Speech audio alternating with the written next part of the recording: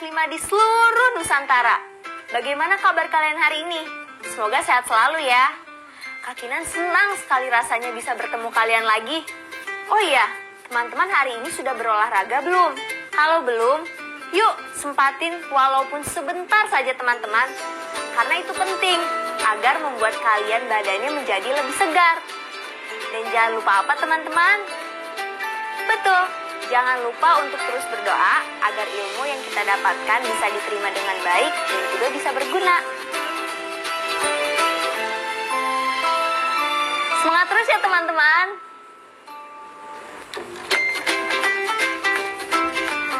Pelajaran hari ini akan kita mulai dengan kisah teman kita, Rika. Baca dan simak baik-baik ya teman-teman.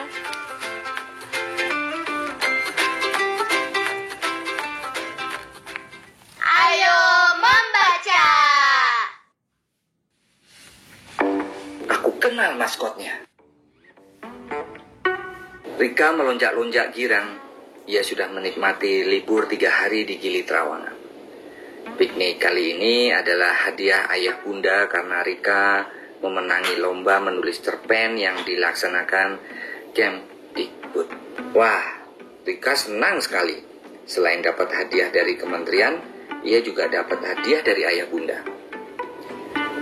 Saatnya mereka pulang. Bandara Zainuddin Abdul Majid cukup ramai. Mereka mencari tempat duduk yang nyaman untuk menunggu waktu berangkat. Ayah, lihat itu.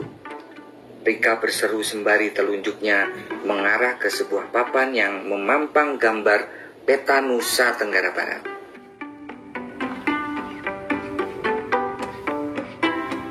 Ayah dan Rika mendekati papan informasi. Kamu mengerti maksud gambar ini? Tanya ayah. Tahu ya, ini tentang hewan dan tumbuhan khas Nusa Tenggara Barat, ya kan? Jawab Rika sambil menunjuk gambar rusa dan ajang kelicung. Wah, pintar sekali anak ayah, puji ayah. Rusa Timor dan ajang kelicung ini khas dan maskot Nusa Tenggara Barat, Rik. Saat ini jumlahnya semakin menurun. Karena itu pemerintah mengajak semua pihak untuk melestarikannya, termasuk mengajak kita, jelas ayah. Maskot, Rika tambah berpikir. Maskot itu sesuatu yang dijadikan simbol, jelas ayah. Apa yang bisa kita lakukan ya, ujar Rika.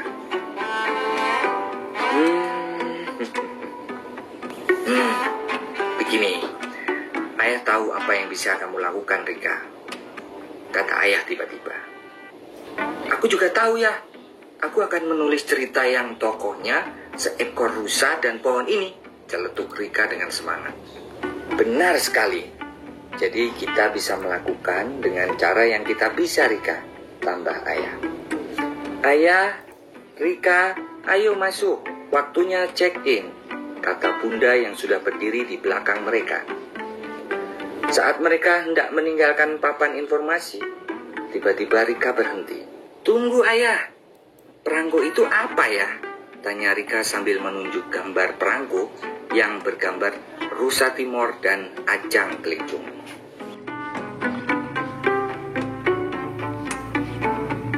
Oh, perangko itu digunakan kalau kita berkirim surat lewat pos.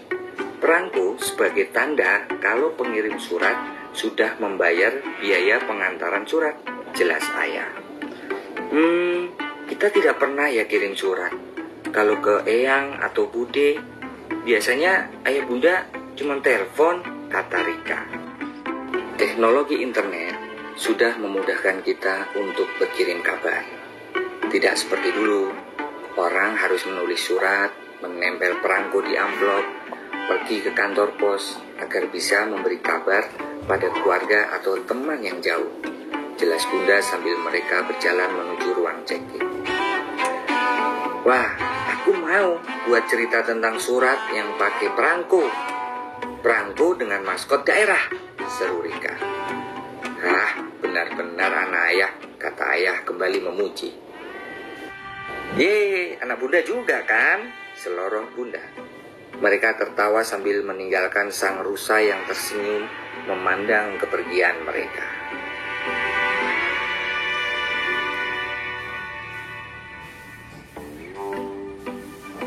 Kata baruku.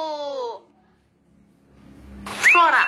Flora adalah tumbuh-tumbuhan suatu habitat atau daerah tertentu, atau bisa juga diartikan sebagai alam tumbuh-tumbuhan. Fauna. Fauna adalah hewan suatu habitat atau daerah tertentu, atau bisa juga berarti dunia hewan. Populasi. Populasi adalah jumlah orang atau hewan atau tumbuhan di suatu daerah. Check-in. Check-in artinya mendaftarkan diri untuk mendapatkan tiket pesawat atau kamar hotel. Maskot. Maskot adalah orang, binatang, atau benda yang digunakan sebagai lambang pembawa keberuntungan atau keselamatan. Perangko. Perangko adalah tanda pembayaran biaya pos oleh pengirim surat atau barang.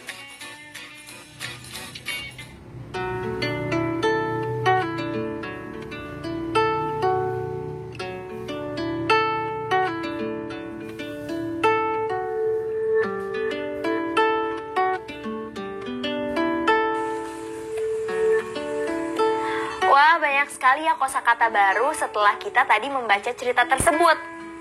Rika beruntung sekali ya bisa berjalan-jalan ke NTB. Nah, setelah kalian membaca cerita tentang Rika tadi, yuk sekarang jawab pertanyaan-pertanyaan berikut ini dan tulis di buku kerja kalian ya.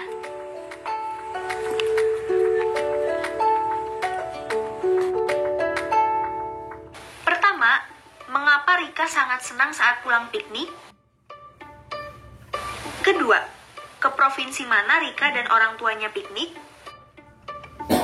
Ketiga, perjalanan mereka menggunakan alat transportasi apa? Keempat, dialog manakah yang menjelaskan tentang arti maskot? Kelima, paragraf pertama menjelaskan tentang apa? Keenam, apa fungsi perangko? Ketujuh, menurutmu mengapa saat ini orang jarang menulis surat?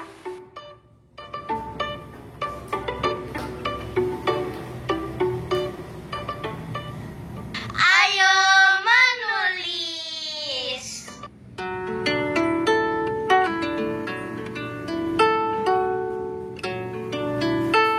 Teman-teman, masih ingat kan papan pengumuman yang dilihat oleh Rika dalam cerita tadi? Ini Kak Kinan tunjukkan lagi ya.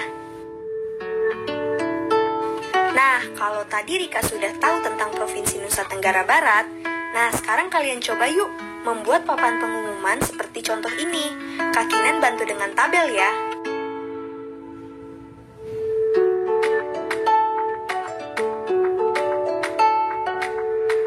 Jadi, dalam papan informasi itu, kalian bisa masukkan gambar peta provinsi, lalu lengkapi dengan simbol maskot jika ada. Masukkan juga soal gambar dan informasi soal flora dan fauna yang ada di provinsi kalian, tempat wisata, dan lain sebagainya. Kemudian, jangan lupa kalian isi dengan keterangan simbolnya di sisi kanan papan informasi tersebut.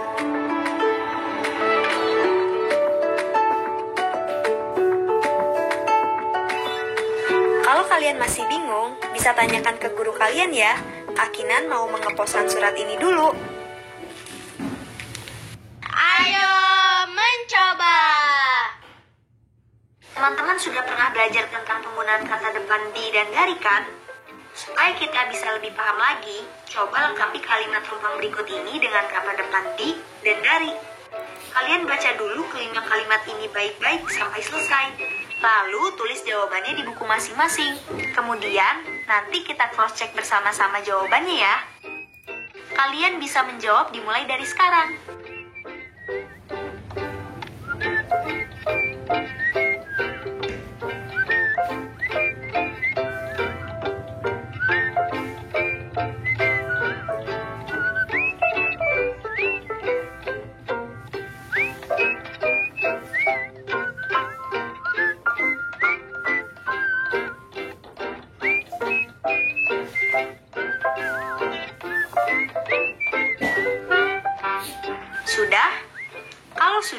Mari kita cek sama-sama jawaban kita. Kalimat pertama, rusa Timor merupakan maskot Nusa Tenggara Barat. Artinya, binatang itu khas dan diistimewakan di daerah Nusa Tenggara Barat. Kalimat kedua, populasi rusa Timor kian berkurang. Saat ini hanya di Taman Nasional Gunung Rinjani, Taman Nasional Gunung Tambora, dan Pulau Moyo.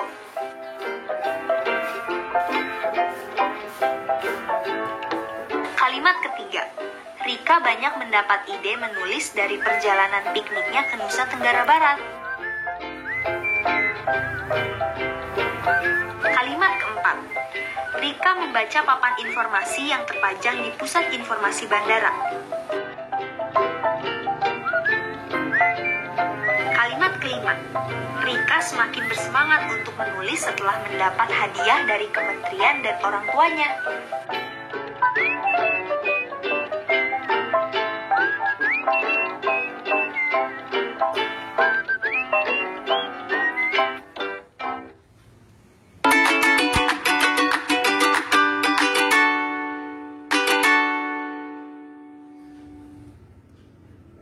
Ayo mengira. Perhatikan gambar berikut ini. Dapatkah kalian memperkirakan banyak persegi satuan yang ditutupi persegi panjang? Kakinan yakin, kalian masih ingat bagaimana caranya? Iya, kamu tinggal menghitung jumlah satuan persegi kecil pada alas dan tinggi persegi, kemudian mengalihkannya.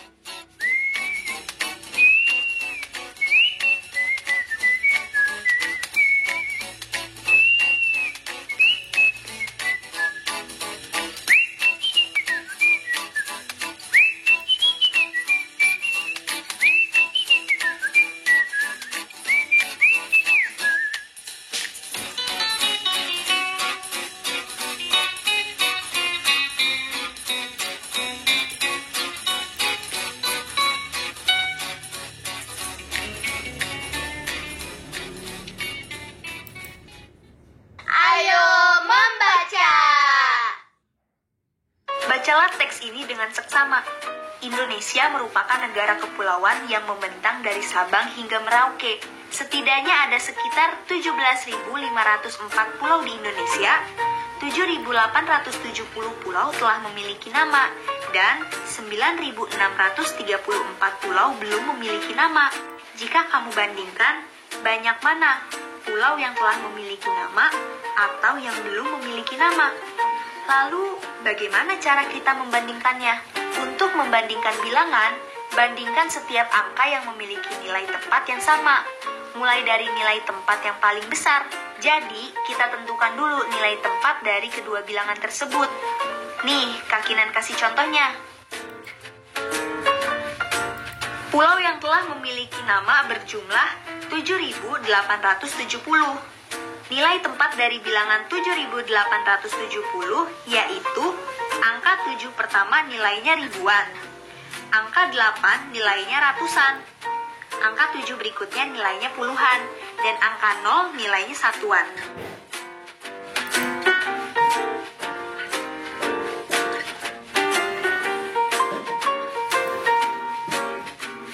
Untuk pulau yang belum memiliki nama berjumlah 9.634.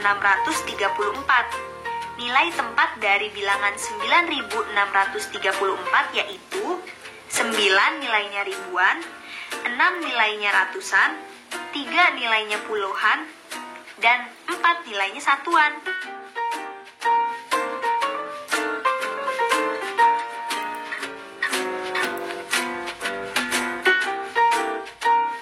Karena 7.000 lebih kecil nilainya dari 9.000, maka 7.870 nilainya lebih kecil dari 9.634. Sudah paham kan teman-teman?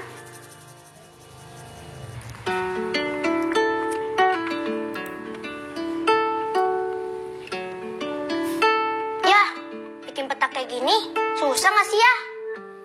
Enggak, karena sekarang dengan bantuan satelit dan dengan teknologi yang lainnya, jadi lebih mudah. Sungai Kapuas ternyata panjang juga ya. Ayo, lebih panjang mana? Sungai Kapuas dengan Sungai Musi yang di Sumatera Selatan. Coba kamu cek. Iya, ternyata panjang juga ya. Gimana hasilnya? Pasti ratusan kilometer atau lebih. Iya. Ayo, bantu ayah lagi. Ayo menemukan. Perhatikan peta Indonesia berikut ini. Simbol apa yang paling banyak dijumpai di dalam peta? Warna Y menunjukkan ketinggian suatu wilayah di atas 1000 meter dari permukaan laut. Kota mana saja ya yang mempunyai ketinggian lebih dari 1000 meter dari permukaan laut? Coba sebutkan 3 saja. Pada peta ini tertulis skala 1 berbanding 100 km. Artinya, 1 cm pada peta sama dengan 100 km jarak sebenarnya.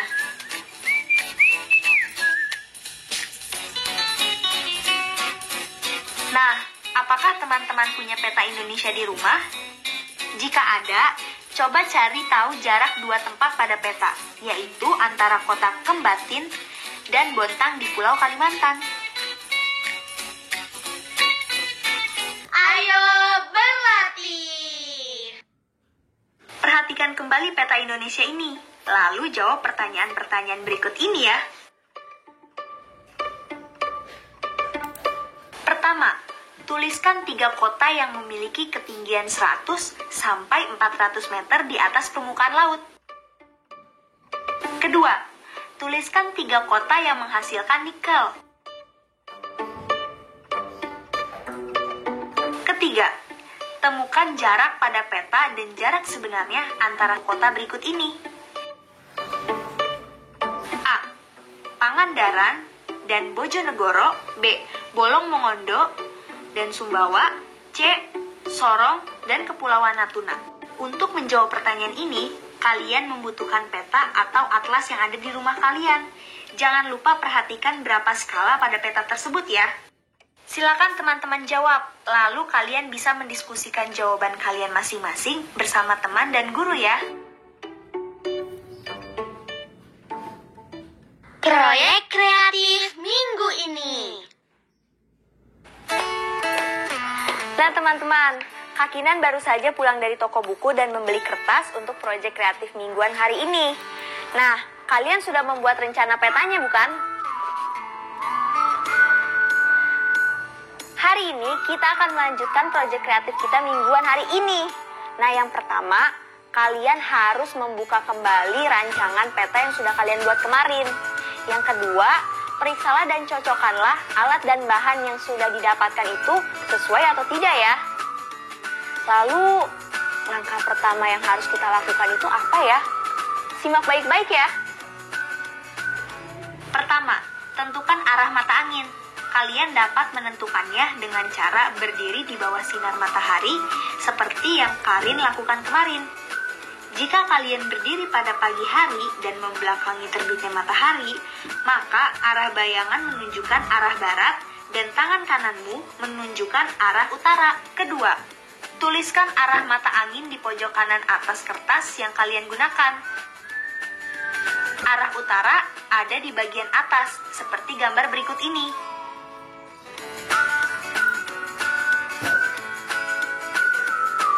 Ketiga, tentukan skala pada peta. Nah, ini tidak kalah penting. Jika kalian membuat peta dengan skala 1 berbanding 100.000, artinya 1 cm pada peta sama dengan 100.000 cm jarak sebenarnya, atau 1 km jarak sebenarnya.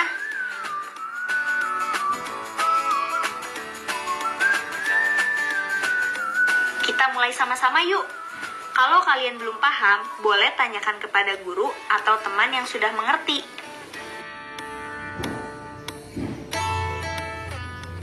Refleksi.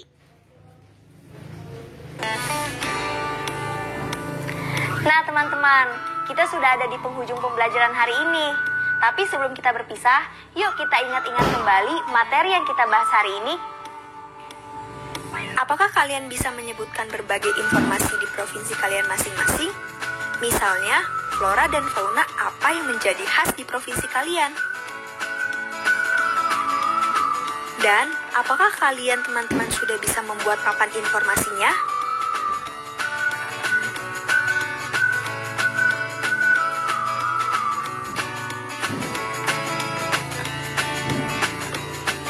Salah satu hal penting yang harus ada dalam sebuah peta adalah skala pada peta. Apakah teman-teman sudah bisa membaca skala pada peta dan memahaminya?